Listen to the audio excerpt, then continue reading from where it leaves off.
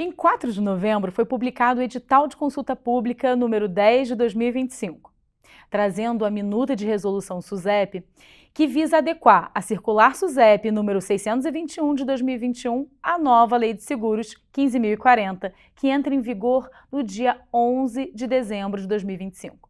A resolução visa definir as regras e critérios para a elaboração, estruturação, comercialização e operação de contratos de seguros de danos. Seguros de danos acumularam ao todo 95 bilhões de reais em receitas em 2025 até o mês de agosto, dos quais 4 bilhões se referem a seguro-garantia. Apesar de representar apenas 4% do mercado de seguros de danos, o seguro-garantia é extremamente estratégico para o desenvolvimento do país e para a nossa economia. Motivo pelo qual convidamos hoje a senhora Jéssica Bastos, diretora da SUSEP, e Marcelo Mansur, sócio do escritório Matos Filho, para conversar conosco.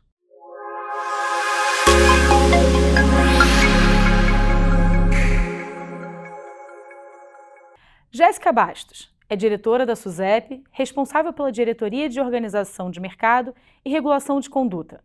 Marcelo Mansur Haddad, sócio do escritório Matos Filho, na área de seguros, resseguros e previdência. Jéssica, obrigada por aceitar o convite, é um prazer ter você com a gente hoje. Para a gente introduzir o tema, queria que você contasse para a gente um pouquinho dos bastidores, né? Fala um pouquinho do trabalho que é feito pela SUSEP.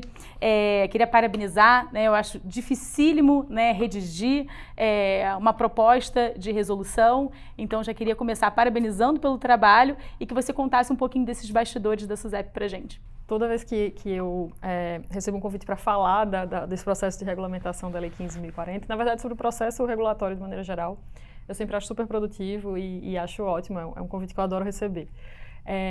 Bom, esse trabalho, né, de bastidores, ele é...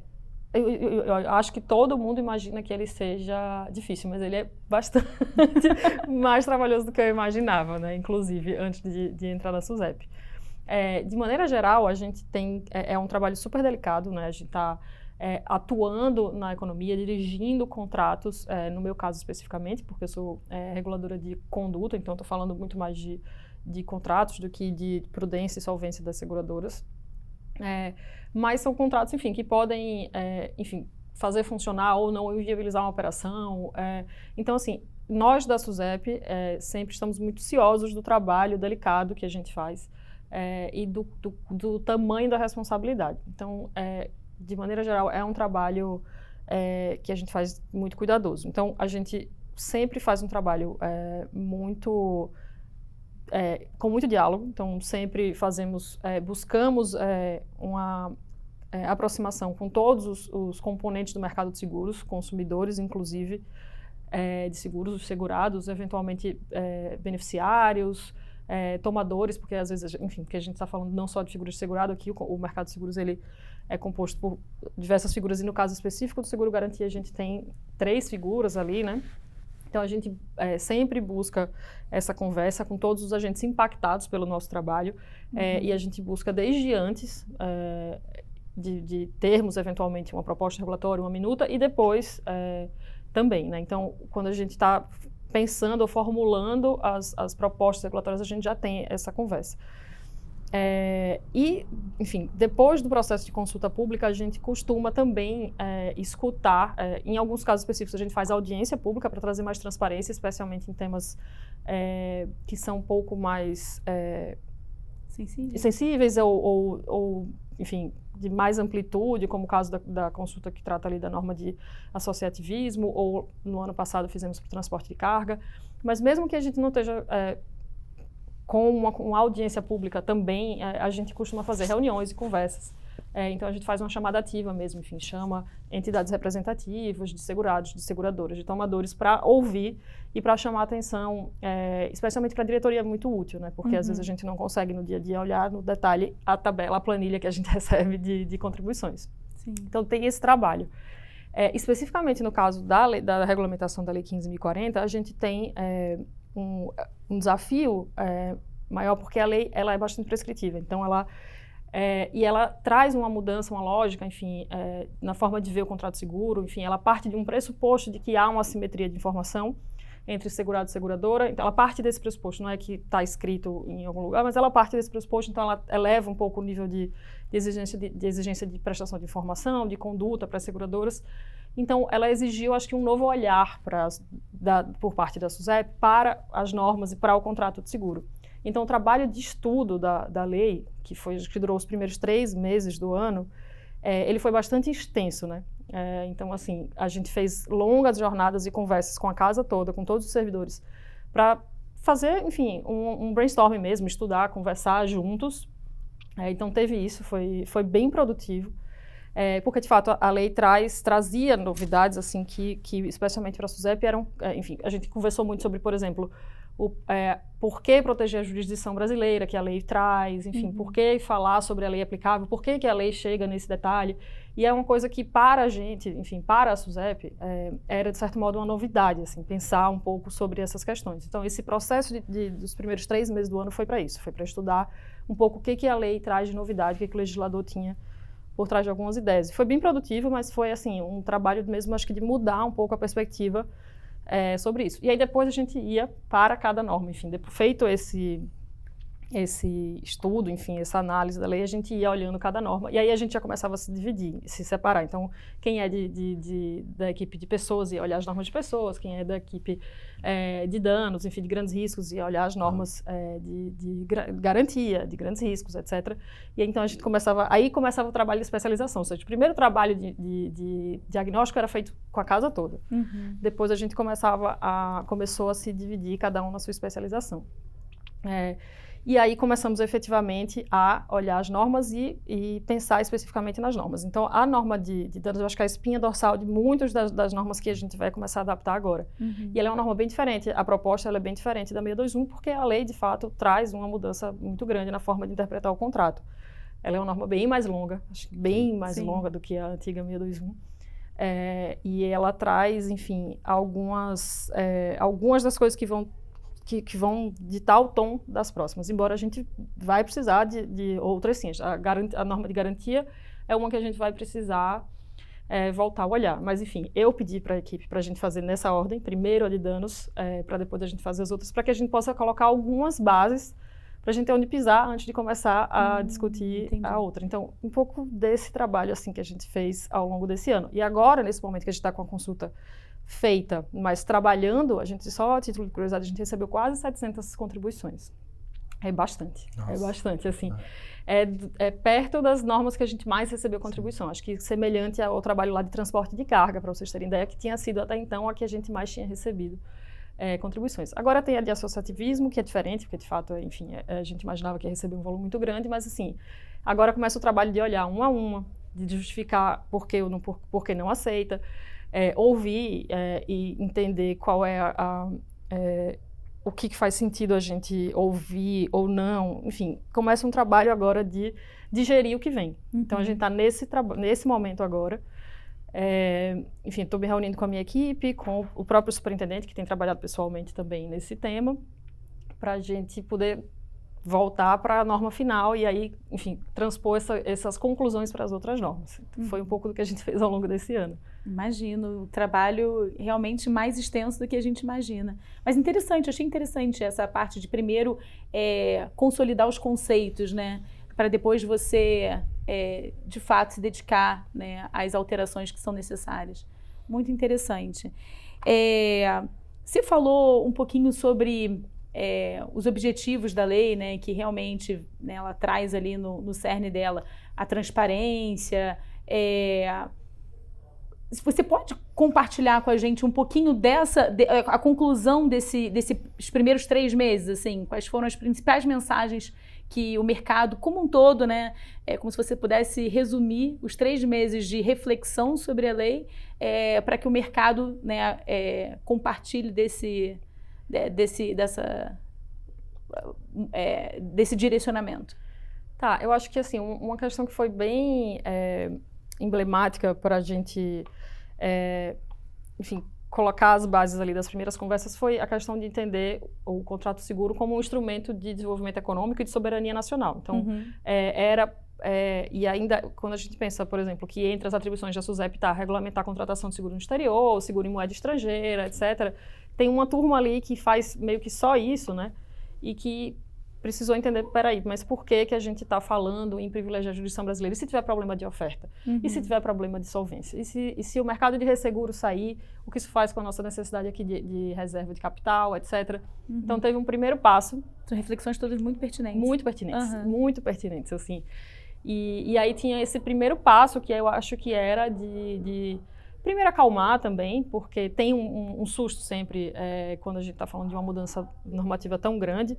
Eu lembro que lá, quando teve a mudança de transporte de carga, e eu fico voltando para esse processo legislativo, porque ele também mudou muito a lógica, né? Ele mudou a responsabilidade e a obrigação de quem contrata o seguro, etc. Mas, enfim, na época parecia que o mundo ia acabar, que o seguro ia encarecer, e aí, enfim, ou que não ia ter oferta, e etc, etc. Que é uma ameaça, digamos assim, ou um medo que frequentemente vem no mercado de seguros quando a gente tem uma mudança legislativa muito grande. Então tinha um pouco disso, né, do medo, da preocupação, e aí tinha, voltando sobre esse tema da soberania nacional, perguntavam, mas e se Angra 2 ficar sem seguro? Sempre tinha esse medo, especificamente sobre Angra 2. Enfim, tem uma forma de materializar o medo, né? Exato. Então tem essa primeira questão. Acho que houve uma grande preocupação também com a questão dos prazos, né, dos prazos de regulação e liquidação de sinistro. Mas engraçado que o mercado ficou super assustado com os prazos serem curtos.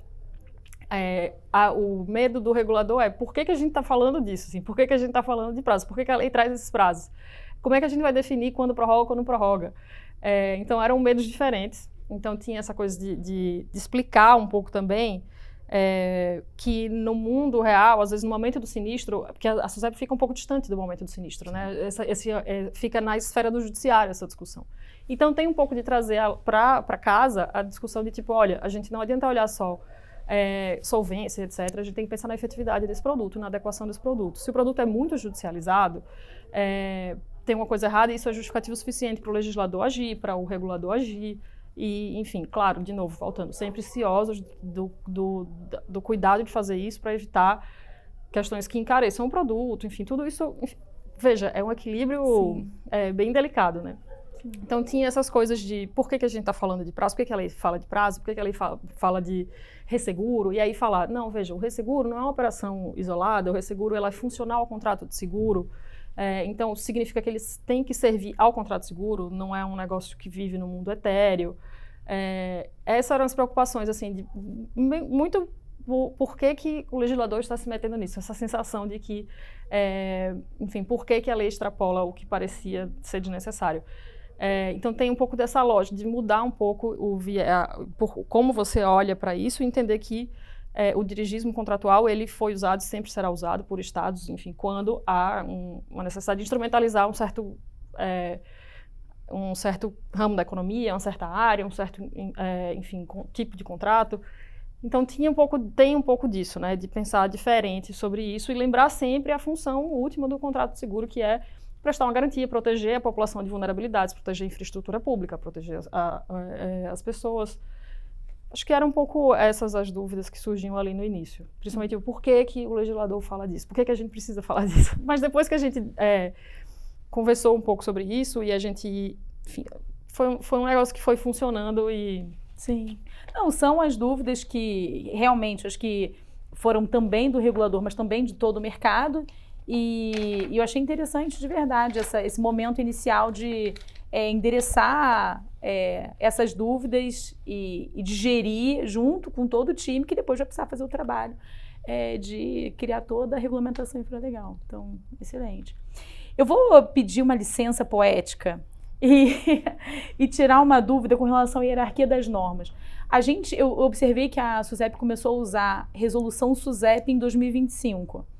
Antigamente a gente estava acostumado a ver circulares, né? E aí, para eu entender a hierarquia das normas, a circular permanece, a resolução vem substituindo a circular? Existe uma hierarquia entre resolução SUSEP e circular SUSEP? Não, elas são a mesma norma, na verdade. Assim, a gente mudou o nome, porque de maneira geral, se usa a resolução normas infralegais que sejam deliberadas em colegiado. Então, assim, existe lá o decreto de técnica normativa que diz o nome, né? Portaria é ato de uma autoridade, resolução é órgão colegiado, etc, etc. A SUSEP, especificamente, tinha uma disposição no Decreto-Lei 73 de 66, que dizia que a SUSEP editará circulares. Então, especificamente, a SUSEP tinha que chamar de circular os seus atos, que em todos os outros órgãos eram chamados de resolução, todos os órgãos colegiados, porque a gente tinha um decreto específico que tratava dos nossos atos normativos. Mas é o mesmo quórum, é o Conselho Diretor da SUSEP que delibera sobre aquelas normas. Quando veio a reforma da Lei Complementar 213, que mexeu bastante na estrutura do Decreto-Lei 73, especificamente esse artigo caiu, ele foi revogado. Entendi. Então, a gente parou de ter suporte para chamar as nossas normas de circular e aí volta a valer a regra geral, que é chamar de resolução. Por isso, inclusive, que as resoluções de nível CNSP são chamadas de resolução também, porque também é um órgão colegiado. Então, assim, não tem, na verdade, nenhuma hierarquia entre resolução e circular. Inclusive, resolução SUSEP revoga circular SUSEP e, a partir de agora, tudo vai ser chamado de resolução SUSEP à medida que forem sendo revogados. Foi só a nomenclatura por conta da revogação desse artigo do Decreto-Lei 73. Então, em termos de hierarquia, a gente vai ter a Lei Federal, né, 15.040, as resoluções CNSP e seguidas das resoluções SUSEP, que estão ali pares com as circulares que ainda seguem vigentes até que elas sejam revisitadas e aí ganha a nomenclatura de resolução. De resolução, exatamente. Tá. Eu tenho mais uma dúvida nesse tema, que é a seguinte: quando você tem uma normativa que ela, dentro da hierarquia, ela é inferior, mas que ela é mais específica àquele seguro, o que prevalece? É a hierarquia da normativa que está no nível hierárquico superior ou da que é mais específica ao tema? Se a gente estiver falando de uma contradição normativa, de uma antinomia, vai prevalecer a norma hierarquicamente superior. Se a gente estiver falando de uma contradição. Se a gente estiver falando de uma complementação, ou seja, se houver uma resolução SUSEP. É a minha adaptação, tá tudo bem. Se houver uma resolução SUSEP que é mais específica, mas não contraria em nada uma resolução CNSP, as duas convivem. As duas convivem, exato. Elas convivem, mas no que uma for contrária ou contraditória com a outra, a norma hierarquicamente superior revoga a inferior. Porque uma das dúvidas que eu tinha, quando foi definido o escopo da minuta de resolução, era com relação aos grandes riscos, né? Que hoje ela é prevista na resolução CNSP 407. Isso. E o texto original da circular SUSEP 621 trazia a faculdade, né, de você ou aderir ao que está previsto na circular 621 ou então aderir ao que está escrito na resolução CNSP 407. Eu imagino que a resolução CNSP também vai ser revisada. Sim, deve estar dentro do seu roteiro de revisão, né?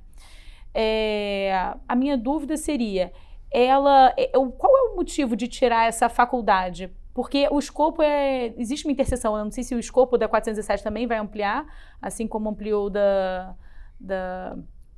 que está sendo revogado, né, da circular 621, porque a gente tem como... Eu vou colar, gente, para que eu possa falar certinho aqui. A minuta de resolução, ela fala sobre elaboração, estruturação, comercialização e operação dos seguros de danos. E a de grandes riscos, da resolução CNSP, ela fala sobre elaboração e comercialização. Então, existe o escopo, né, a interseção entre o escopo.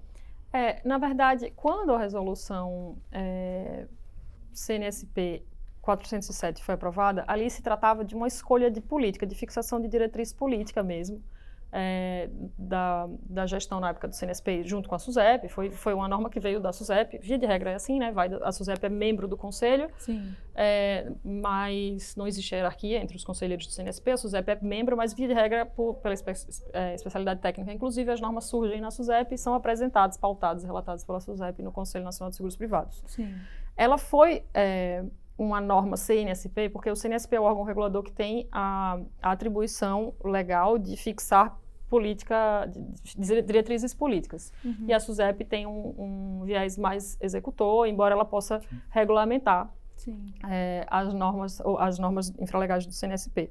Na época, a lógica da 407, e aí, Mansur, imagino que você tenha acompanhado bastante as discussões, enfim, fica à vontade para discordar ou entrar, enfim, nessa resposta, mas a lógica era mudar um pouco o olhar sobre a forma de contratar seguro de grandes riscos no Brasil e possibilitar algumas coisas que não existiam. Então, por isso que ela foi uma norma CNSP. Mas não porque ela era operacional, enfim, mas porque ela era uma escolha política, ao meu ver, uma diretriz política daquele momento de possibilitar que os seguros de grandes riscos fossem contratados de maneira diferente. Então, por isso que ela é uma norma toda pautada na liberdade de contratação, na liberdade econômica, e você poder escolher uma norma ou outra, você poder escolher como você quer. Só que ela é parte do pressuposto que você só pode aplicar ela se ficar, digamos assim, comprovado que houve liberdade na discussão contratual, no momento pré-contratual. Mas, enfim, ela foi uma norma CNSP porque ela era, naquele momento, uma decisão política, de fixar a diretriz política mesmo. Hoje, na verdade, diferentemente da proposta de resolução de danos, a tendência não é que ela extrapole, que ela aumente de tamanho, pelo contrário, é que ela diminua. Porque a Lei 15.040, ela, de certo modo, equipara os seguros embora ela permita que o regulador dê tratamento diferente em alguns casos, de certo modo ela equipara a lógica de seguro de grandes riscos dos outros tipos de seguro, então sobra menos espaço no nível infralegal para pensar naquela forma que a Resolução 407 trazia. Enfim, quando ela fala de ampla liberdade negocial entre as partes, eu sinto que isso está um pouco ali à margem do que a Lei 15.040 possibilita, embora eu não acho que ela inviabilize você fazer contratações nos moldes do que a 407 em tese veio a trazer, né? Mas a gente fez um estudo recentemente sobre especificamente a Resolução 407 e ela foi pouco usada, ela foi pouco optada. Enfim, por questões, não sei porquê, mas enfim, provavelmente porque, especialmente quando você está falando de grandes riscos, essas negociações são feitas às vezes direto com o ressegurador. Então, enfim, a lógica da liberdade negocial ampla é até difícil de você comprovar quando você está falando, às vezes, de negociar direto a aceitação do risco fora do Brasil. Enfim, o fato é que ela foi menos usada do que a gente imaginava. Eu acho que também, assim, na minha opinião, Mansur, fica à vontade para comentar, mas ela trouxe uma mudança na liberdade de negociação. E aí, para isso se tornar, para você ganhar corpo, você precisa estabelecer essas negociações. Então, também é um processo que leva um tempo para ganhar maturação. Então, não é na minha leitura, não é uma normativa que entra em vigor e já tem um boom de emissões, porque as próprias relações, né, com os segurados que são considerados, né, ou tomadores, no caso do garantia, que são considerados elegíveis a utilizar essa negociação mais individualizada, você precisa construir isso, e é um caminho, né? Então, eu esperaria que, de fato, não existisse esse... um caminho a se percorrer. Mas eu entendo, então, que agora até que ela seja revisada, ela está em vigor. No que ela não contraria a Lei 15.040. É sempre bom lembrar que a gente está falando aqui... Sempre a lei federal acima de tudo, com certeza. Exato. Ela segue em vigor e que ela vai, provavelmente, ser revisada com uma redução do escopo para trazer mais esse espírito que você está trazendo da lei. Isso, e inclusive a gente até precisa que ela siga existindo porque ela traz a definição de grandes riscos, por exemplo, que é muito usada em outras normas, inclusive nessa minuta de resolução que fala ali da prorrogação no prazo para os grandes riscos. Sim. Essa definição está na resolução 407. Sim. Então são referências cruzadas que a gente vai precisar eventualmente ir ajustando, claro, mas sim, no que ela não é incompatível com a Lei 15.040, ela segue... em vigor. Só que agora, veja que essa proposta de resolução sobre danos, ela não ela se aplica a todos, inclusive grandes riscos. Sim. Então agora, independentemente você não pode mais optar. O regime da opção, que eu acho que ele fica prejudicado. A norma de danos se aplica para tudo, mas sobre definição de grandes riscos, etc., sobre as coberturas, inclusive nos riscos, nos natos, né, que a gente chama de ramos natos de grandes riscos, enfim, nuclear, óleo e gás, etc. Também as disposições que estão ali compatibilizadas com a 15.040 continuam em vigência. E aí, se alguma particularidade da minuta de resolução não for aplicável a grande risco, isso vai ser mencionado nessa minuta dessa revisão da resolução 407 ou na própria, é esperado que a própria minuta de resolução traga a excepcionalidade de não ser aplicável? Eu acho que, olha, pode ser que depois eu venha a me deparar com uma situação de que eu precise dizer o que eu disse agora. Essa pergunta é muito complexa para ser respondida aqui. Agora, exato. Porque você ainda não pensou nisso. Exato. E tem coisa que só me colocando aqui na sua situação. Sim. E tem coisa que só surge na hora que você está escrevendo mesmo. Mas em tese, qualquer exceção vai estar agora. Vai estar nela. Entendi. Nessa resolução de danos. Em tese não vai ficar, a gente não vai depois ficar excetuando. Mas, de novo, entendi. Se eu puder, então, agora aproveitar e fazer um comentário sobre isso. Primeiro, agradecer a Carol pelo convite e parabenizar pelo trabalho que você faz lá na SUSEP e todo o time da SUSEP faz, que eu reconheço que é hercúleo fazer uma norma é muito complexo, né? A gente vê, você falou, a quantidade de questionamento que tem e que você tem que olhar, tem que ler, tem que atender, ver, mas a própria confecção já é um processo complicado, depois analisar os pedidos é outro processo e tem toda uma questão de política que você tem que direcionar, que você também não vai poder desviar tanto, porque cada um, obviamente, faz o seu comentário olhando o seu próprio interesse e você está olhando o interesse de todos, né? Inclusive o interesse do sistema, né? Acho que é isso que é importante. E aí, tocando nesse ponto aqui da 407, que eu acho que é um tema que é sensível para várias coisas. Eu até vou dizer aqui que quando nós compramos seguro, eu me considero um comprador de grandes riscos, né? Quando eu me encaixo nas hipóteses que estão lá na lei e eu me sinto hábil a discutir a minha apólice de pé de igualdade com quem eu estou contratando. Mas, por exemplo, essa eventual insegurança que eu acho que talvez a palavra facultativamente, eu já entendi que, obviamente, não vai ser necessariamente esse o modelo, mas vamos pegar um tema específico, né? O registro dos produtos, né? O registro do produto hoje, ele é obrigatório, pela minuta de resolução, e aliás, ótimo que você fez a explicação didática, porque acho que muita gente queria entender por que vai dar confusão, porque a gente vai falar resolução e a gente não vai saber, vai falar resolução tal e a gente não vai saber se é CNSP ou SUSEP, mas a gente vai aprender. Mas a minuta de resolução SUSEP fala do registro obrigatório. Enquanto a gente não tem registro obrigatório, e aqui entendendo de você, vai ser obrigatório o registro, porque há uma incompatibilidade. Obviamente que vai ter que rever a regra da 407, na minha visão, talvez, como a nova resolução vai vir antes, acho que a 407 que vai se adaptar à nova lei. Então, pensando de uma forma um pouco pragmática. Mas esse é um ponto que chama atenção, e obviamente que isso tem um vínculo, quando você for pensar na lei, que é aquela questão justamente quando você não informa qual é o número, vai valer aquela que... Não, mas na regra atual, o meu produto, que eu considero grande, não está lá na SUSEP, e talvez, eu vou ser bem sincero, o meu seguro, eu quero que seja diferente do meu concorrente, e quero que seja melhor, e eu não quero que esteja publicado, né? Porque é um produto que eu negociei, e eu não quero que o meu concorrente tenha o mesmo produto que o meu. Então, eu até tenho uma sensibilidade com relação a isso. Mas esse é um ponto que, por exemplo, que eu acho que vale a pena olhar para ver até que ponto eu consigo preservar, porque olhando, eu acho que existe talvez uma discricionariedade para dizer o que pode ser registrado e o que não pode ser registrado.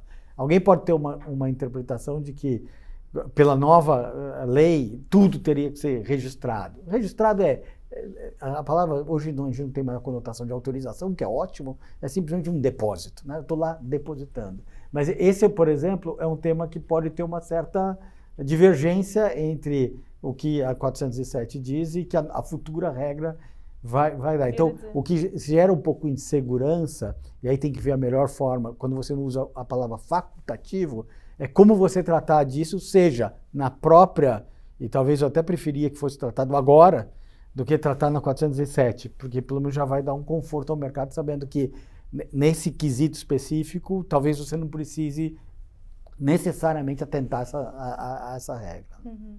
Acho que excelente ponto, Mansur. E aí, pegando um gancho, um dos pontos que eu tinha considerado aqui para conversar com vocês é sobre o registro das condições particulares. Porque as condições gerais e especiais, via de regra, são registradas na SUSEP, né? E aí eu queria entender um pouco dessa motivação, né? Por que pedir para as condições particulares serem registradas? Esse é um ponto, por exemplo, quando eu digo a lei é bastante prescritiva, mas ainda tem um espaço para o regulador agir, que eu acho que esse é um exemplo perfeito, né? Porque a lei, ela não diz que, ela nem fala de registro de produto, enfim.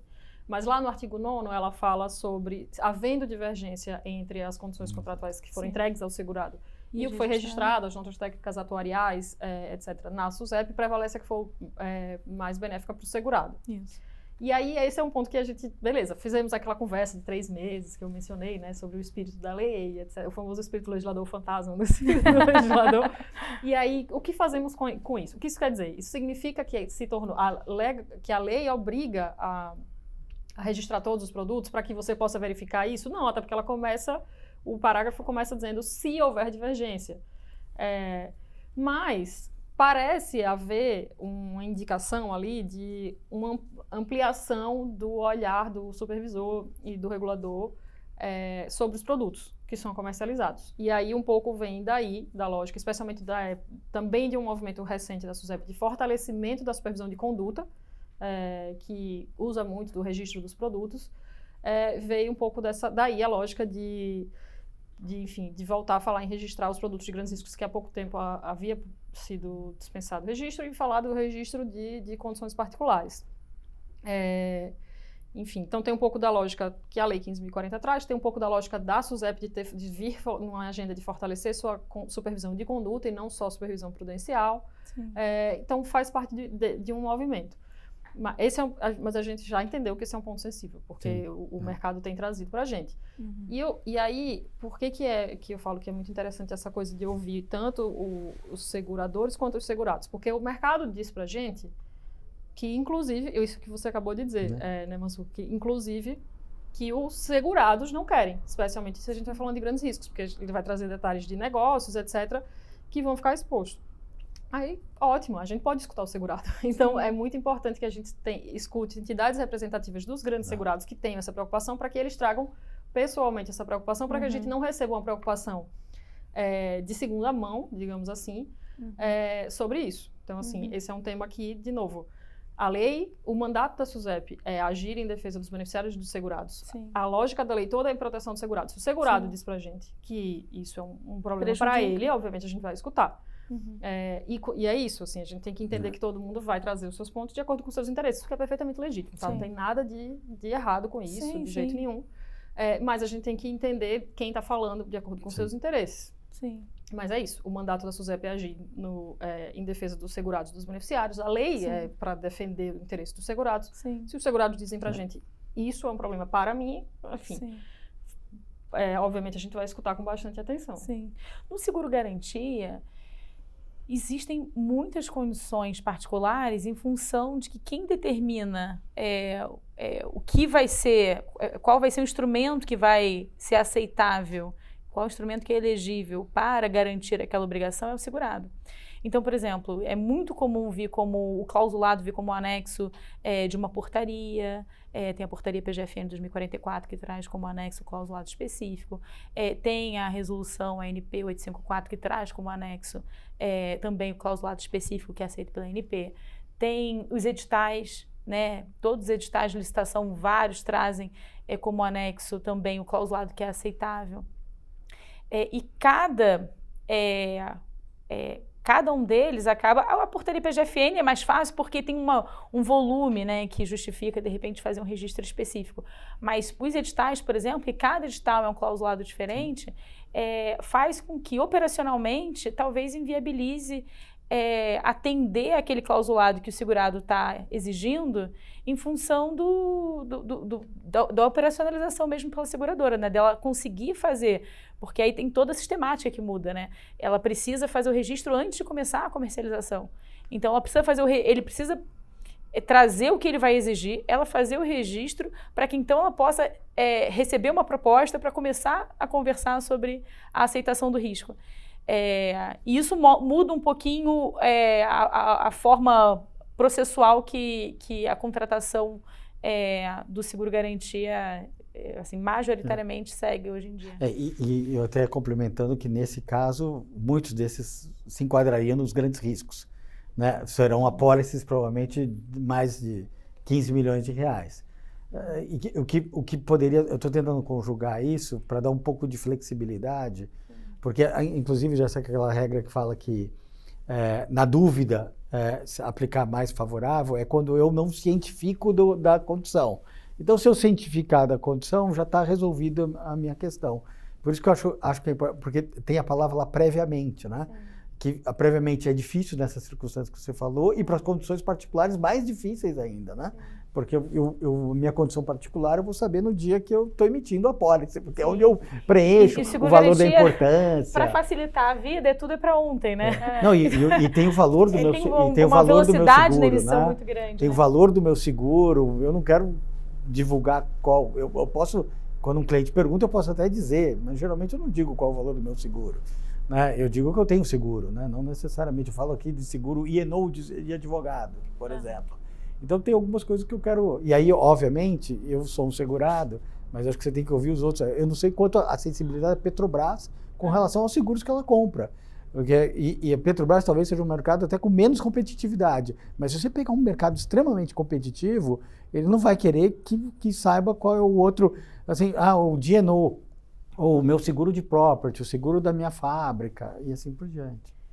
E assim, a questão das condições particulares, ela meio que, o que eu acho que do registro, ela acaba igualando, tá todo mundo no mesmo barco. Sim. Porque para os grandes riscos é um problema você registrar até as condições gerais, porque muitas vezes é um para cada um. Sim. Exato. Então assim, se a gente está falando especialmente desses ramos natos, é um para cada um. E aí quando você obriga as condições particulares, o que acontece? Botou todo mundo no mesmo barco, e todo mundo foi olhar para isso.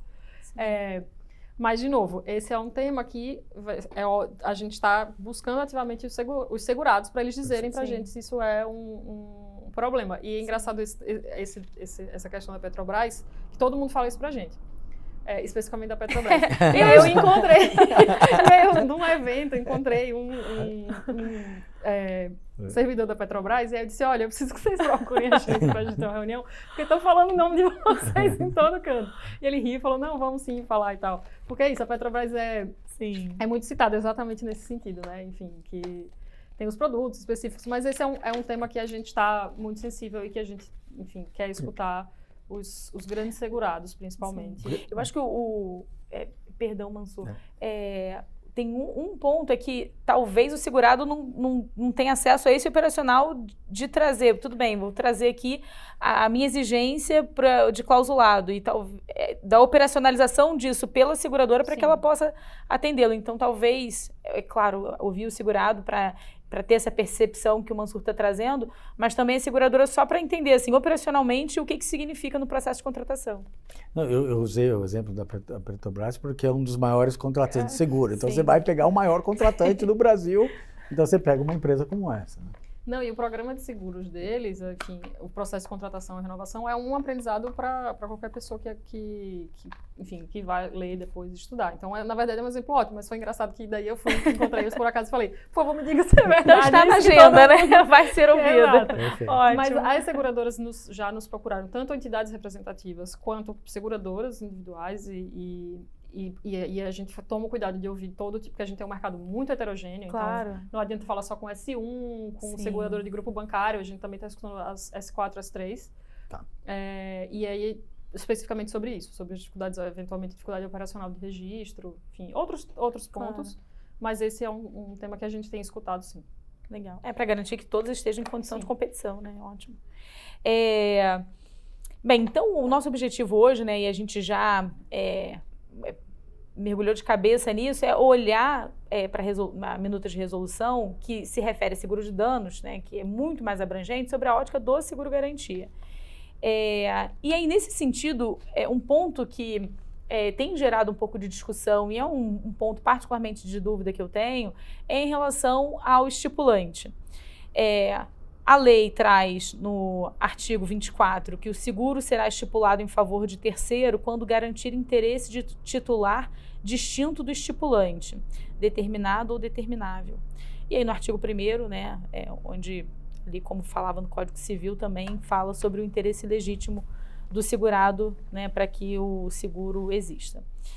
E na minuta de resolução, a gente tem nos anexos, né, com as definições, o que eu achei ótimo até, que ajuda pra caramba, para que todo o mercado, né, adote as nomenclaturas, a diferenciação entre estipulante e estipulante de seguro coletivo.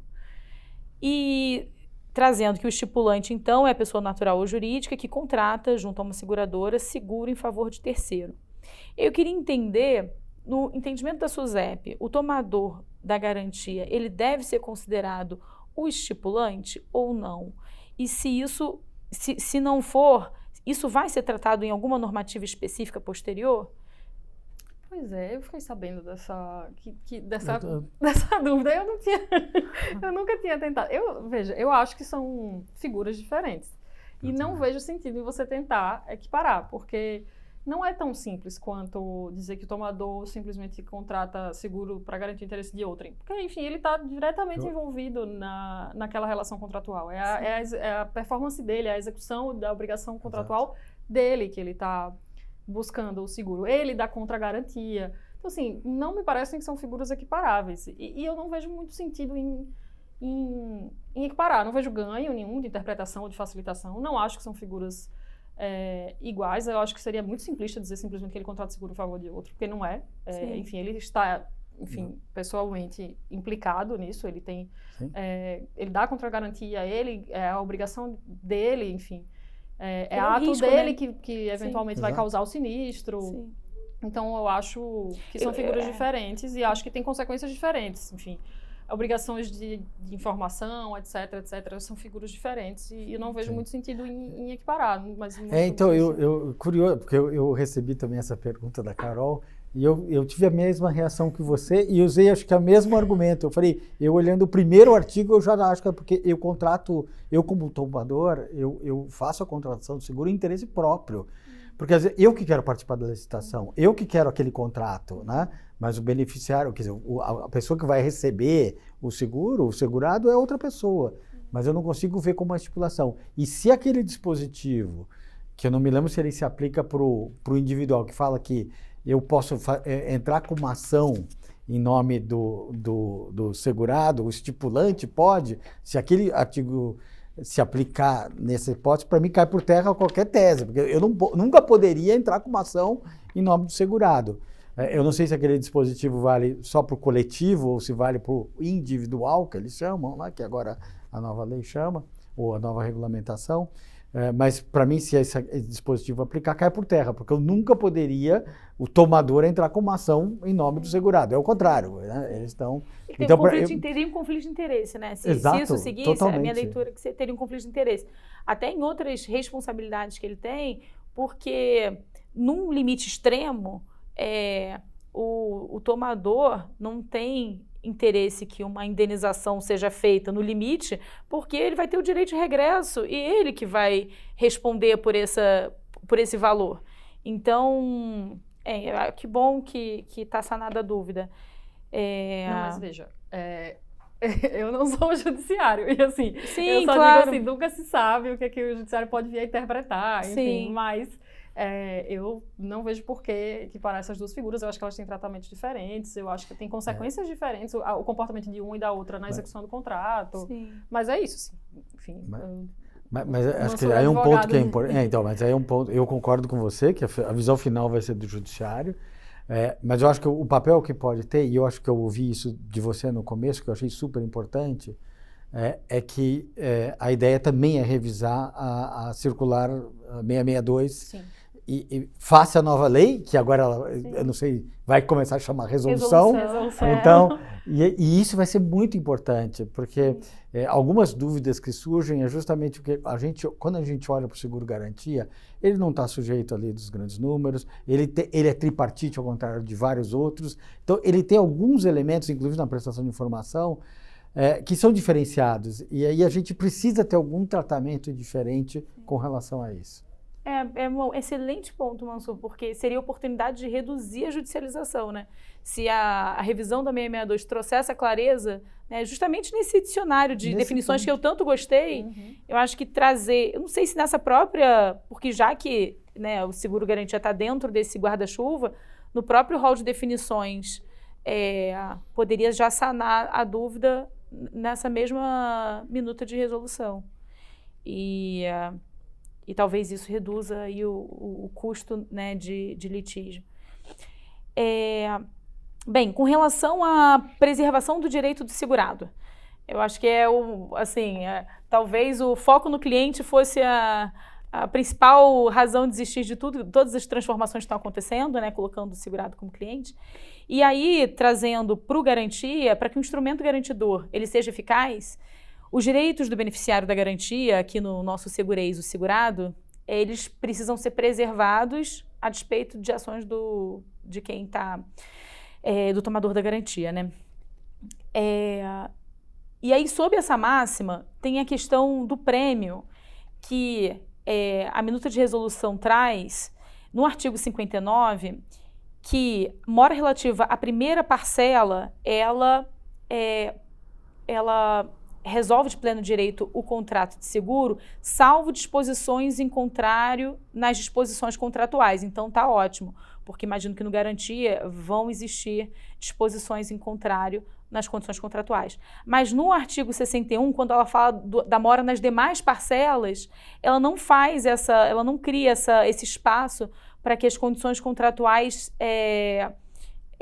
não gerem as consequências, que é a suspensão da garantia, que seria a mora a partir da segunda parcela. E aqui a minha preocupação seria que, ao não fazer isso, o artigo 61 poderia fragilizar o seguro-garantia como um instrumento garantidor, porque ele está colocando o inadimplemento no pagamento do prêmio pelo tomador, impactando no direito do segurado, né, numa suspensão de uma garantia que foi apresentada. Sobre esse ponto, aí você veja, porque eu disse lá no começo, né, não sei ainda se eu vou precisar eventualmente numa norma específica excetuar alguma coisa, alguma norma que vem aqui. Porque na nova 662, na nova resolução de garantia, a gente eventualmente vai ter que trazer um regramento específico, porque eu concordo contigo. O segurado não pode ser prejudicado por falhas de informação do tomador, mora no pagamento do prêmio, etc. Mas a verdade é que talvez, e isso deve ter surgido na consulta pública, eu confesso que eu não sei especificamente nesse detalhe se veio na consulta pública, mas deve ter vindo, e talvez seja o caso de simplesmente criar uma disposição similar para as outras parcelas, porque, enfim, nada impede, até porque resolveria talvez a questão da tal tabela de prazo curto lá, do seguro alto, de você poder colocar, da seguradora poder colocar no contrato uma disposição contratual dizendo que ela não vai suspender a cobertura mesmo em com benefício mora. do segurado. Exato, tá ótimo. Não vejo nenhuma incompatibilidade com a lei a seguradora fazer isso, talvez precise de uma disposição parecida quando a gente está falando das outras parcelas do prêmio. Para mim parece a consequência lógica. Sim. Então, precisaria voltar na resolução, mas talvez resolva simplesmente repetindo colocando essa mesma frase, salvo disposição em contrário. Né? Porque nos dias de hoje, ou seja, enquanto a gente não tiver a nova regra, acho que a solução é o segurado pedir o comprovante do pagamento da primeira parcela, pelo menos, né? Sim. Porque eu vou fazer, quero a pólice e o comprovante da primeira parcela. Sim. Porque hoje ele fica inseguro, porque mas como eu vou saber que você pagou?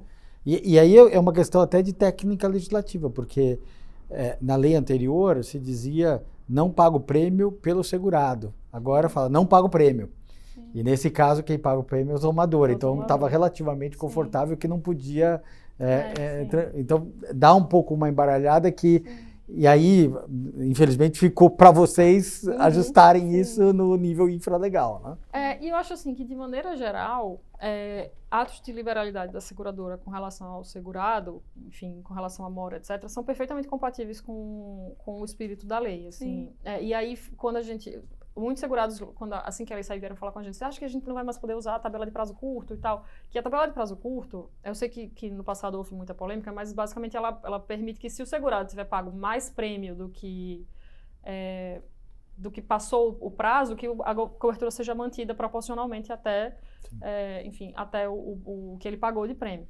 E aí ela ficou, não, mas a lei me obriga, se ele tiver uma mora na segunda parcela do prêmio, se a gente estiver falando de um prêmio anual dividido em 4 vezes, que eu suspenda naquele momento a garantia. Eu falei, não, pera, não é possível que isso seja consequência lógica. Eu acho que é perfeitamente compatível um ato de liberalidade da seguradora de colocar a tal tabela de prazo curto nas suas apólices dizendo, se você pagou 50% do prêmio, você vai ficar 6 meses com a garantia, mesmo que o inadimplemento tenha vindo ali no mês 2. A minuta de resolução endereçou esse ponto, né? Então, assim, exato. eu vi que tem Então, um parágrafo único, alguma coisa ali que traz justamente isso, né? Falando que pode se manter... De maneira geral, eu acho que atos de liberalidade da seguradora com relação a mora, etc., são compatíveis com a lei. Sim. E acho que esse ajuste cabe sim na resolução, para ficar claro que... Então, mas aí cabe um pouco de dirigismo da parte de vocês. Sim. E aí vem o dirigismo que é a parte institucional, política, estratégica do regulador. Porque apesar da primeira parcela, ela está respaldada, né, as demais parcelas estão vulneráveis com a redação atual. Então ele teria que ficar pedindo o pagamento, o comprovante de pagamento, e aí fragiliza o seguro como instrumento garantidor frente aos concorrentes, né? Sim. Porque ele começa a ficar mais burocrático. Acho que você já tangenciou esse ponto, mas acho que é importantíssimo a gente abordar, que é em relação à introdução do questionário de risco no seguro-garantia.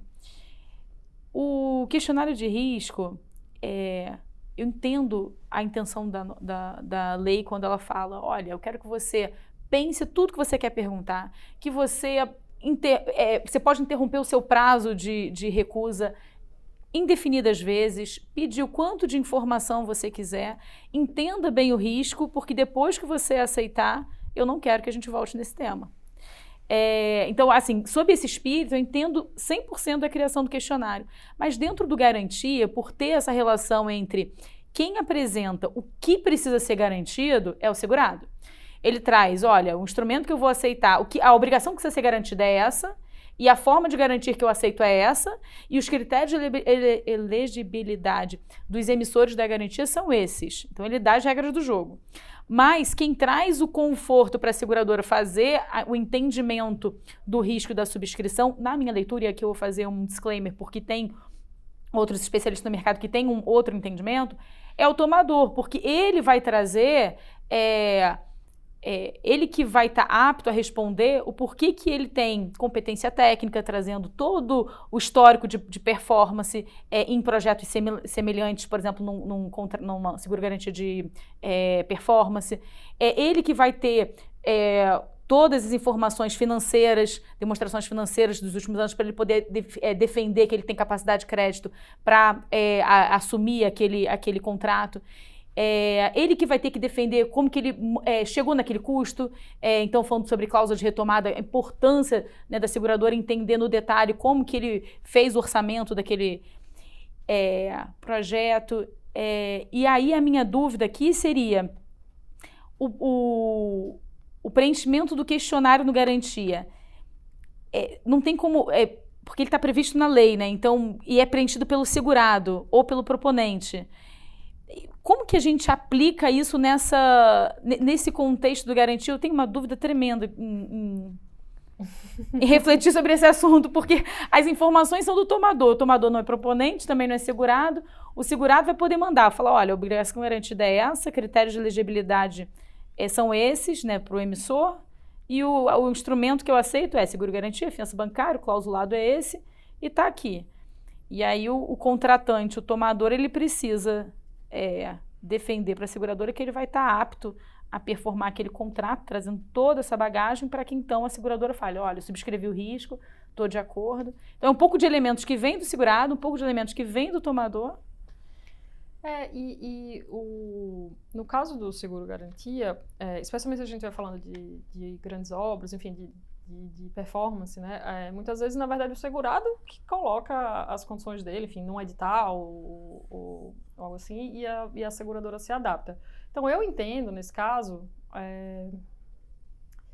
e aí eu precisaria, enfim, pensar com a minha equipe depois e com os outros membros do conselho, mas eu entendo que nesse caso, um passo atrás.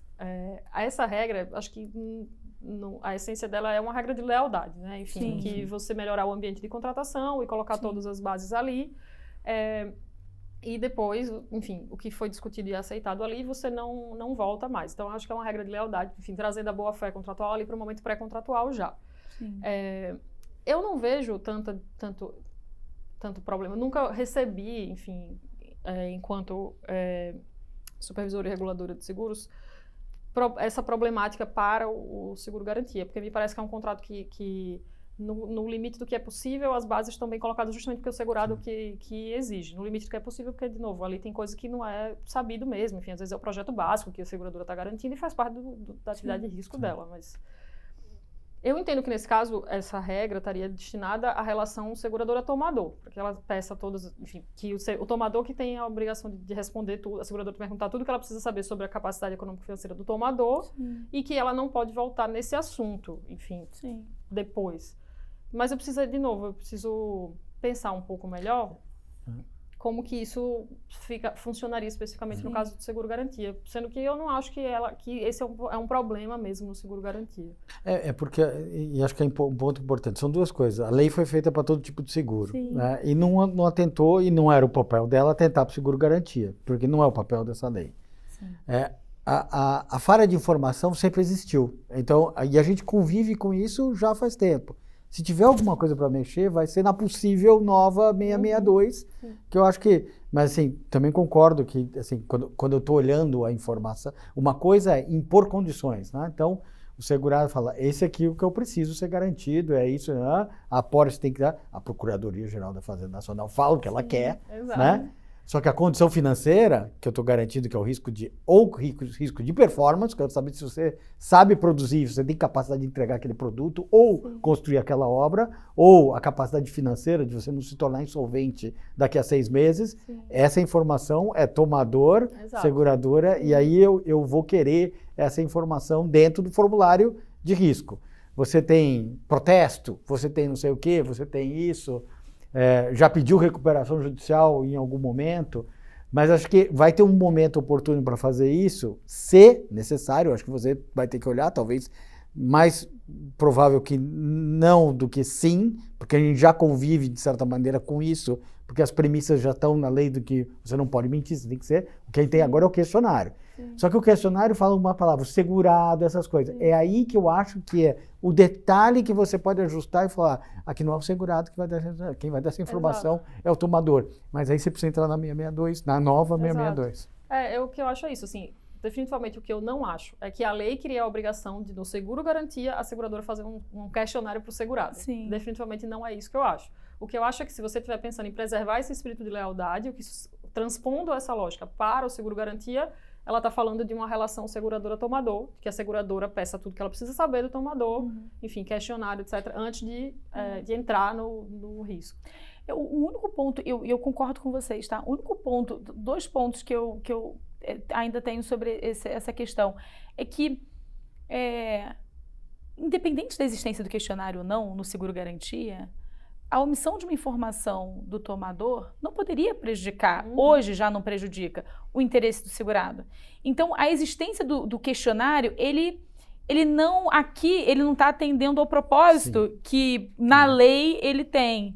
Então, vai trazer ali, talvez, um pouco mais de, assim, talvez burocracia na subscrição de um risco, todo mundo ter que pensar no questionário por modalidade, enfim, vai ser um esforço enorme da indústria.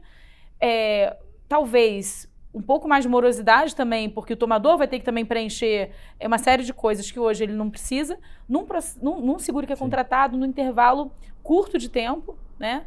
E aí pensando, achei interessantíssimo aquele evento que vocês fizeram no Banco Central, né, em que falaram que 38% de todo investimento, de todo recurso da administração pública é através dos municípios. Eu não tinha esse número. E quando você pensa, os projetos do município são todos contratações automáticas. Imagina a exigência de questionário do tomador dentro desse fluxo de emissão automático.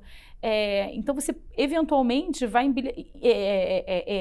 incluir um questionário para o tomador. Você pode inviabilizar um processo fluido de contratação através das plataformas que hoje funciona e atende a esse 38% dos recursos, né, para investimento da administração pública. Não, mas você tocou num ponto importante. Você vê que falar com especialista, isso é bom.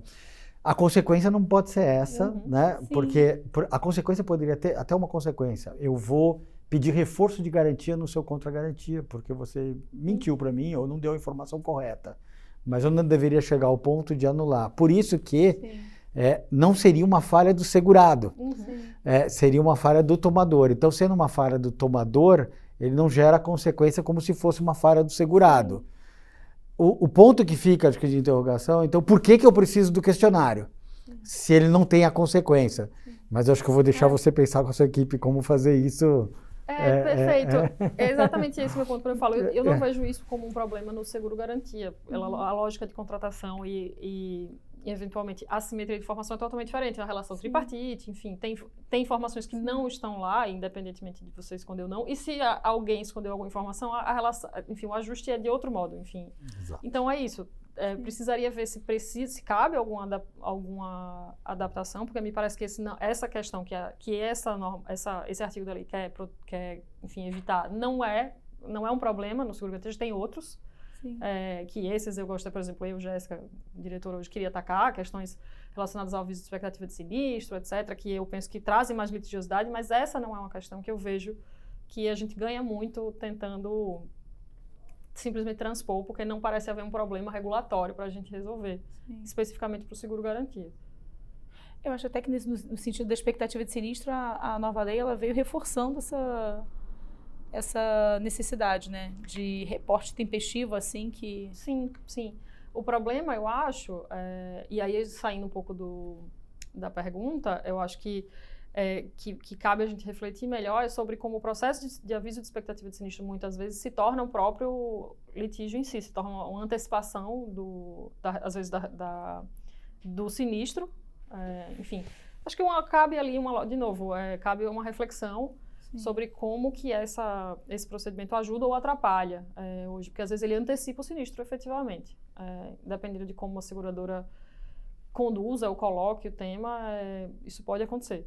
Enfim, às vezes antecipa Interessante essa percepção. Eu tinha uma percepção mais positiva com relação à expectativa, de que a seguradora teria então a habilidade de, como um terceiro, intermediar essa relação, né, que a razão de existir da expectativa é que ela consiga intermediar e, eventualmente, ajudar a endereçar eu não tenho as estatísticas, né, não consigo pensar agora, mas é um tema interessante. Eu não tinha pensado que isso poderia acelerar o sinistro. A minha visão era mais positiva em relação à expectativa. No cenário ideal é isso. No cenário ideal e saudável, a seguradora ajuda a mediar essa relação, presta orientações. Então, enfim... O segurado avisa que pode estar havendo algum problema, ela, faça ou não faça adiantamentos, enfim, num cenário ideal. Mas às vezes esse cenário ideal não acontece.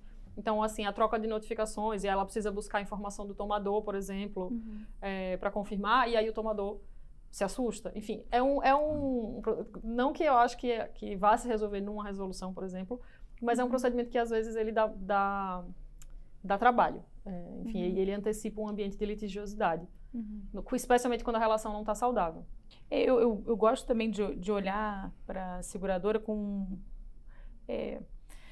essa parceria que elas mantêm com os tomadores, né, de subscrever não um risco individual, né, mas um portfólio de contratos. É uma visão mais 360 de como que está a saúde de performar daquele tomador. Então, se ele está recebendo uma expectativa isolada numa carteira de vários contratos, isso tem uma interpretação. Agora, se ele está recebendo expectativa de diferentes segurados em vários contratos, essa visão, que é a visão que o segurado às vezes não tem, porque contratou aquele prestador de serviço para uma ação pontual, mas a seguradora que vem apoiando ele em vários contratos começa a ter uma visão mais ampla, né, um zoom out da situação que eventualmente possa estar sendo enfrentada pelo tomador.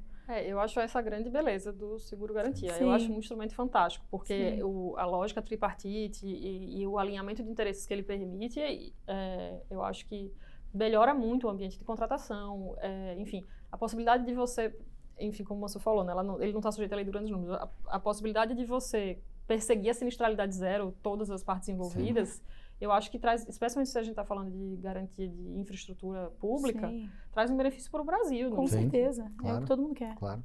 Perfeito. Bem, eu acho que essa questão do questionário eu entendi que é um assunto que precisa de um pouco mais de reflexão. Eu vou só compartilhar com você um pouco da conversa, assim, como eu atuo como corretora de seguro. Então, converso bastante com as seguradoras, né, como elas estão se preparando até para que a gente possa orientar, né, os tomadores e segurados nesse sentido. E a dúvida sobre fazer ou não fazer o questionário, ela parece que permeia no mercado. Se é aplicável, se não é, quem acha que tem que fazer, quem acha que não tem que fazer. O único ponto que talvez eu faria de contribuição seria que a gente intensificasse um pouco esse diálogo só para a gente evitar que as seguradoras fizessem um trabalho extenso, porque são muitas modalidades, a aplicabilidade varia, pode garantir absolutamente tudo. Então, você pensar em todas as informações que você precisa receber para qualquer cenário possível, pode acabar ficando extenso. E também investimento em tecnologia. Se alguém decide, olha, não, é obrigação, a gente tem que botar até o dia 11 um questionário nos nossos sistemas. Isso pode mudar, pode ser uma série de investimentos, né, tanto de recursos humanos como de tecnologia, para um ponto que acho que ele não cumpre o propósito do legislador, né, que falar, olha, pergunta tudo antes, porque depois você não vai poder voltar nesse tema, colega. Colocando aqui no português claro, o que não seria aplicável ao seguro-garantia. Bem, tá super interessante, eu acho que eu tenho alguns pontos ainda que eu queria abordar. Um seria com relação à renovação automática. A lei traz no artigo 53, falando que nos seguros com previsão de renovação automática, a seguradora deverá, em até 30 dias antes do seu término, cientificar o contratante de sua decisão de não renovar ou das eventuais modificações que pretenda fazer para a renovação. Então, a lei, ela traz, mesmo com um seguro com renovação automática, a previsão de que modificações podem ser feitas, podem ser demandadas pela asseguradora. No artigo 47 da minuta de resolução, a gente já vem com isso um pouco mais minucioso, falando que a renovação automática caracteriza-se pela recondução tácita do contrato de seguro pelo mesmo prazo, e aqui com manutenção das condições do seguro sem qualquer alteração. E aí coloca ainda no parágrafo 1º falando, olha, caso você tenha pretensão de alterar os termos, faça como não automática. E aí no parágrafo 2º tem, olha, mas se você fez como automática, eu vou ler o texto, essa é a minha interpretação, tá? O texto nos contratos de seguro com previsão de renovação automática, caso a seguradora não tenha interesse em renovar ou pretenda efetuar as alterações, deverá notificar sua decisão ao segurado mediante aviso prévio de no mínimo 30 dias do fim de vigência do seguro. Então, na minha interpretação se você, na largada, pretende alterar no momento da renovação, faça como não automática. Mas se você não pretendia, mas por algum fator você vai ter que alterar, você vai ter que notificar o segurado com relação a essa alteração 30 dias antes do fim de vigência. E aí no seguro-garantia a gente esbarra numa questão que para o seguro-garantia judicial, e para vários, né? A 662, ela trouxe aqui, olha, faça a vigência da pólice igual à vigência do risco, mas se não fizer, faça de forma que você se obrigue a se manter no risco até a expiração do risco e não do fim de vigência da pólice. O que enseja ali um ambiente de renovação sucessiva, que a gente chama no mercado como a renovação automática. E no seguro-garantia judicial, essa acaba sendo uma prática. Até no ato conjunto tem uma cláusula específica trazendo esse mesmo termo, né, de renovação automática. Na portaria PGFN, eu acho que fala em renovação sucessiva, que é um termo, na minha opinião, análogo. E aí o ponto nas renovações, duas coisas podem acontecer. primeiro, atualização de importância segurada, e segundo, repactuação de preços, né, condições comerciais, que aí é com o tomador, não prejudica o segurado. Só que isso é sabido antecipadamente. E aí o parágrafo 1º está vedando que seja feito de forma automática. Mas se eu não faço de forma automática a renovação, eu não dou conforto para o segurado. Porque ele vai falar, mas então você não vai estar obrigado a renovar comigo esse seguro até a expiração, você não vai estar obrigado necessariamente a me acompanhar até o final do processo? O que infringe o princípio dele, né, de se proteger com relação a esse ponto. E aí, essa é uma dúvida que eu estou trazendo também para a gente discutir um pouco, né? Aí são as minhas dúvidas, né? Em relação à resolução que se refere a seguro de danos. Será que ela já consegue prever isso? Ou será que a gente vai ter que esperar que isso seja tratado numa norma específica? Assim, idealmente isso vai ser tratado na norma específica, porque senão a gente vai acabar não tendo norma específica nenhuma. Se a gente todas as particularidades. Exato. E eu acho que nesse ponto a lógica da 662 atual, ela funciona muito bem e é compatível com a lei, eu acho. Então, assim, eu acho que nesse ponto o mais provável é que a gente mantenha essa lógica, eu acho, que existe já atualmente na 662. Enfim, acho que a gente não traria para agora a regra específica para o seguro-garantia para essa resolução de danos, porque a ideia não é, enfim, é continuar existindo uma norma de garantia. E aí vão ser 2 circulares, resoluções SUSEP, elas vão ser pares. Eu estou pensando aqui na hierarquia para não gerar confusão. Talvez eu tenha uma forma de resolver isso. Até porque, quer dizer, e está super entendido, Jéssica, vai ter uma mudança, não vai ser agora, mas a gente vai ter que conviver durante esse período com a 662 e com a nova lei e com a resolução SUSEP.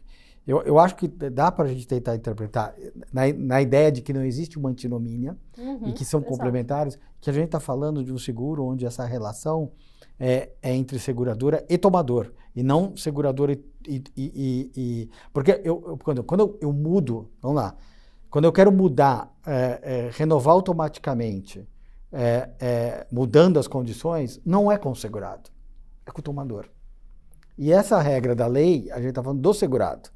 Então, assim, estou tentando criar aqui um raciocínio. Também, né, mas o prêmio não vai mudar. Eu estou beneficiando ele, né? Não, eu posso até diminuir a importância segurada se você. Sim, poderia. Mas nunca vai ser uma maneira. É que diminuir a importância segurada, normalmente o segurado pede para ter o ok dele, né? Se está bem feito o negócio, né? Então, ele vai participar desse processo. Então, uma das formas de talvez ter uma tranquilidade e buscar uma interpretação é que isso está muito mais disposto na lei e na nova resolução SUSEP, na relação entre segurado e segurador e não necessariamente com o tomador. É uma das, quer dizer, se eu fosse uma boia de salvação para eu me abraçar, eu usaria isso para dar tranquilidade para o mercado, que dá, enquanto não há uma reforma da 662, a gente consegue conviver com tranquilidade com essas duas normas, uma atualizada e a outra não atualizada, no que tange não só esse ponto, mas talvez até outros pontos que a gente esteja falando. Né? E aí, obviamente, você vai precisar de um tempo para olhar como é que você vai querer tratar esse assunto, que eu acho que e assim, é bom lembrar que a 662 ela não foi revogada. Né? Exato, é por isso, exato. Ela continua existindo, enfim, no que é compatível com a lei, e acho que majoritariamente ela é compatível com a lei. E ela convive com a resolução de danos. Lembrando, circular e resolução não tem hierarquia e ela convive, enfim.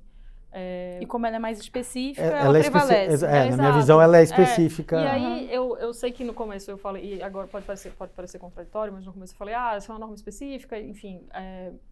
Mas é porque nesse caso a gente tem figuras e termos específicos para o seguro-garantia que vão precisar ser tratados numa norma específica e vão continuar sendo tratados hoje na 662.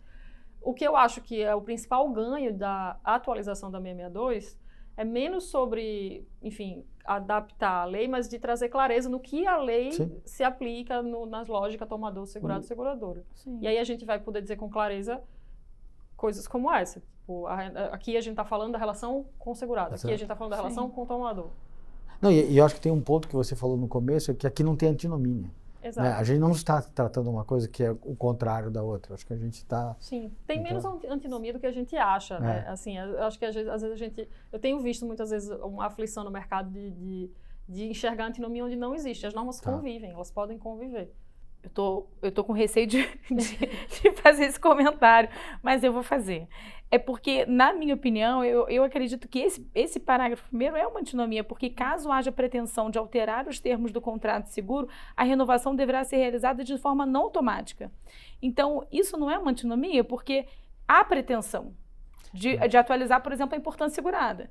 Há pretensão. Mas na relação com o segurado, né? Não A pretensão... na relação com o tomador.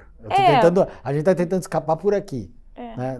Não sei se a Jéssica tem um outro racional, mas eu usaria que isso que você está lendo na relação com o segurado direto.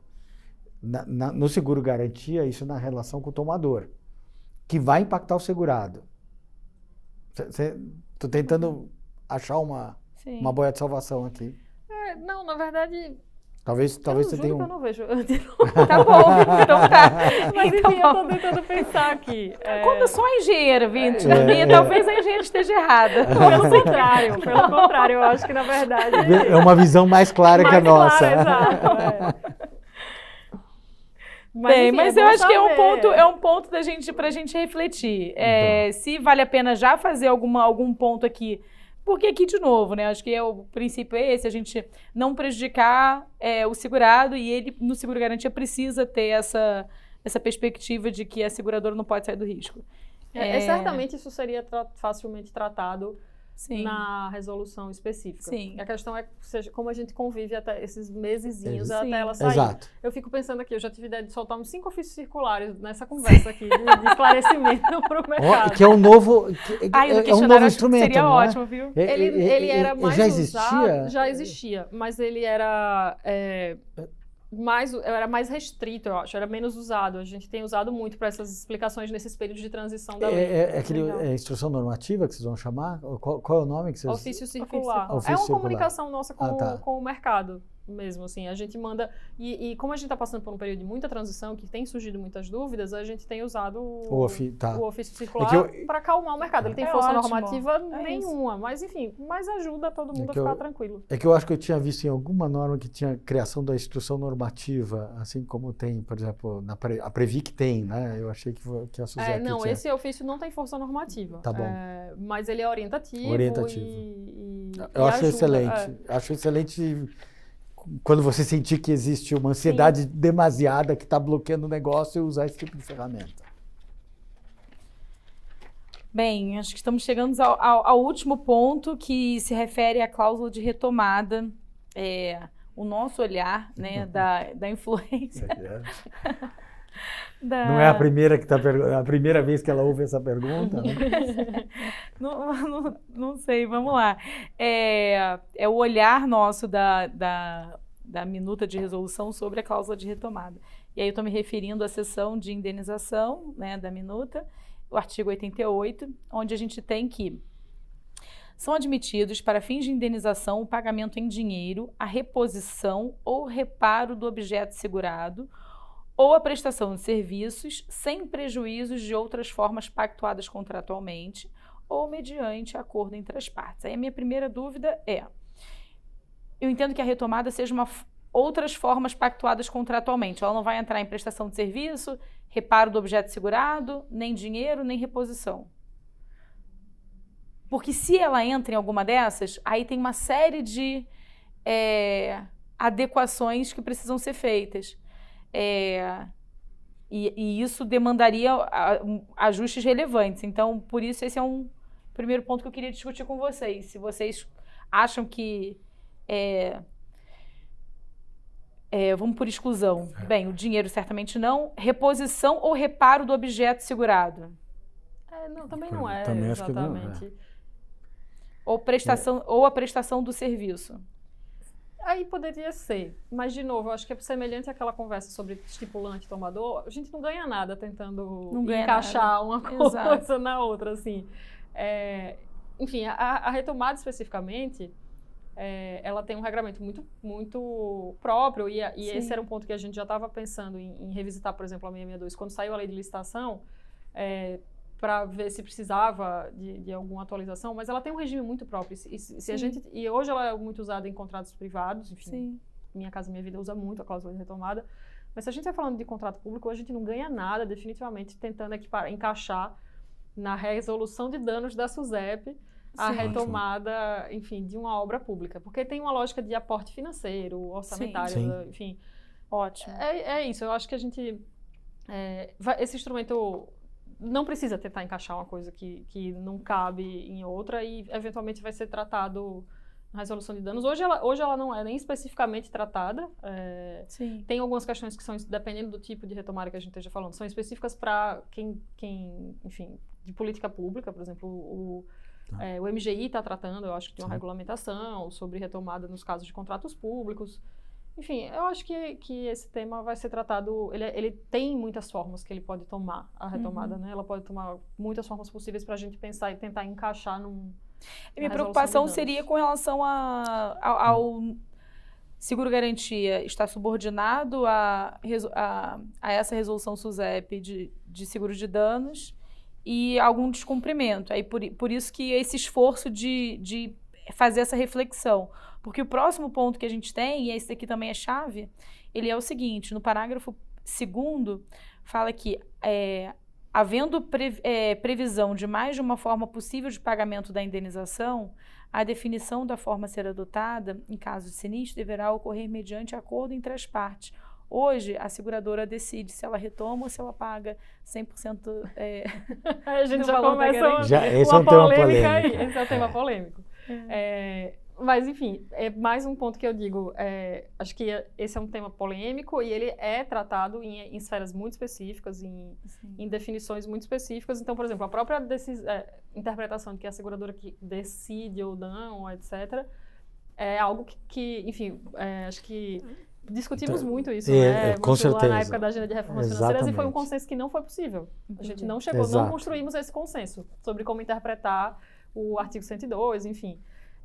De modo que é muito para pedir para uma resolução da SUSEP que resolva essa polêmica. Mas aí, por exemplo, se vier num edital, né, como veio no Mato Grosso, essa previsão, lá veio já... Mas quando é público, eu acho que como a gente usa a lei de licitações, eu acho que fica... aí a gente está falando de uma lei, né? Então, de uma lei específica. Eu me apoiaria, talvez, na lei de licitações, que tem um arcabouço bem feito. Obviamente, a gente discutiu bastante isso, eu gostaria de ter mudado algumas coisas naquela lei, não deu certo, mas, assim, a gente tem um arcabouço e a gente pode deixar de olhar para isso. E um pouco esperar o que vai vir, se for necessário, da nova 662. Então, assim, agora, vamos pensar num particular. Então, é uma cláusula de retomada dentro de uma construção de um edifício. Aí a gente não tem apoio da lei. Aí a gente vai ficar nessa discussão, que eu acho que o mais próximo seria o serviço, mas para mim o serviço é a garantia prestada pela seguradora que vai... Porque eu posso estar comprando equipamento, né? Eu vou entregar o elevador, não sei, faltou dinheiro para colocar combustível no carro para entregar um negócio tal. Não é necessariamente, eu fui lá e entreguei o combustível que estava faltando para terminar isso, ou entreguei a matéria-prima que faltava, né? Então, não necessariamente é um serviço, mas a única palavra que poderia pegar aqui seria o serviço para encaixar. Mas, assim, a gente vai ter que ter um conforto de falar assim, olha, talvez eu não esteja caindo nisso, mas esse conforto a gente vai conseguir... segurança para quem trabalha com cláusula de retomada em contrato privado é enorme. Por quê? Em contrato privado, vamos dizer. Sim, porque concordo. Por que eu estou trazendo isso? Eu estou pensando assim, calçando agora o sapato da seguradora. Porque se é classificado como prestação de serviço e não como formas pactuadas contratualmente, o artigo 89, ele só fala sobre tudo que precisa ser atendido para quando é por meio de prestação de serviço. E aí, sobre quais são os seus critérios de escolha do prestador, etc., manutenção de uma rede credenciada, etc.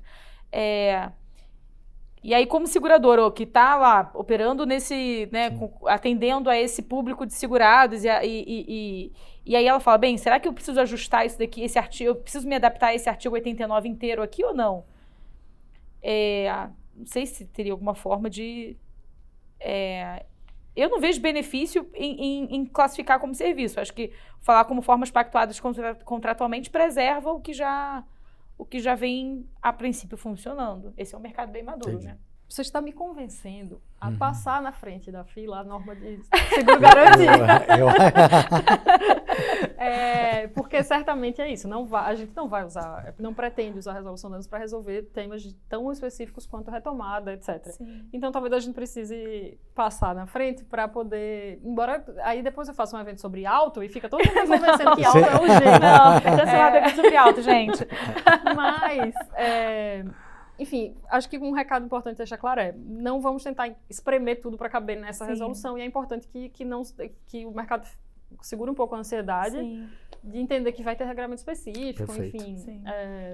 Eu acho que essa é a melhor notícia que o mercado poderia ter, que vai ter, que tem que aguardar para mexer na norma apropriada, que não é para olhar 100% para isso. Isso. E continuar trabalhando nessa base. Né? Exato. E observe que isso é diferente de dizer que vai ter uma norma que vai ficar revogando essa. É dizer que tem institutos específicos que demandam um olhar e um cuidado numa norma específica que vai ficar claro que ele tem um rito diferente, ele tem nomes diferentes, enfim. Perfeito. É diferente de dizer, vai vir uma norma que vai dizer não se aplica a norma de danos. Não é isso, mas vai trazer um regramento que precisa, enfim, para institutos específicos. Sim, porque muita coisa da norma de danos, o que você já falou, está na lei, e a lei se aplica a todos. Exato, exatamente. Né? Então, a gente vai ter que... O que, de certa maneira, voltando ao primeiro ponto, afeta diretamente a 407, embora a lei seja mais principiológica do que a 407, então dá para sobrar alguma coisa da 407. Eu acho também, assim, que dá para sobrar, e eu sei que às vezes tem uma aflição enorme, tipo, a gente voltou para a época do clausulado padrão, não vai mais poder ter negociação. Assim, a lei não inviabiliza a ampla negociação entre as partes. Definitivamente não inviabiliza. Se você consegue, ótimo. Eu acho que a lei só parte do pressuposto que não é tão simples assim, e, portanto, nas regras de interpretação do contrato, etc., você tem que partir do pressuposto de que não foi isso que aconteceu. Mas, de novo, acho que tudo isso, a lei não inviabiliza e nem nega a possibilidade de que isso tenha acontecido, de que isso aconteça. Eu acho que essa é a segunda boa notícia, acho que é importante para o mercado. Gente, assim a gente encerra a nossa conversa. Eu queria agradecer, assim, de coração, pela generosidade de vocês dois, em compartilhar, assim, com um conhecimento tão único, tão robusto. Eu aprendi demais hoje com essa conversa. Espero que seja muito útil para o mercado, para os tomadores, para os segurados, para toda a audiência, como foi para mim. Assim, eu realmente estou muito grata, saio daqui lisonjeada de estar nessa mesa. Tá? Muito obrigada a vocês dois, foi incrível. Obrigada, Carol. Bom, tô te chamando de Carol Claro, agora. é Carol. E obrigada também, Mansu, pela conversa, como sempre, ótima, muito produtiva. E eu também acho que saio com muita coisa para refletir e pensar, então foi muito, muito importante para mim também. Enfim, obrigada pelo convite e estamos de portas abertas para outras conversas. Com certeza, vou te convidar novamente, Jéssica, com certeza. Eu agradeço também, obrigado, Carol, um prazer estar aqui com você, Jéssica, e eu dizer que eu também estou aprendendo bastante, eu acho que a gente todo dia aprende um pouquinho, e essa interação é muito rica, assim, cada um tem um olhar e uma especialidade, e quando você senta com uma pessoa, como você, especialista, você com uma visão totalmente, assim, muito mais estratégica do que a gente tem a visão, eu até para lembrar o Dr. Ari, que faleceu poucos dias atrás, quando ele deixou de ser advogado, ele comentou, o fato de eu deixar de ser advogado abriu minha cabeça, porque ser advogado às vezes escurece a visão. E o seu lugar é justamente um lugar onde você justamente abre a cabeça para ver outras coisas. Então, eu tenho meus vícios e eu preciso aprender a ouvir as pessoas que têm a mente mais aberta ou com uma visão para poder captar. Óbvio, não preciso concordar com tudo, mas acho que é importante ter esse tipo de diálogo. Troca, né? Excelente. Obrigado. Muito obrigada. E, bem, para você que ficou com a gente até agora, eu espero que tenha sido tão útil quanto foi para mim. Um abraço e até a próxima.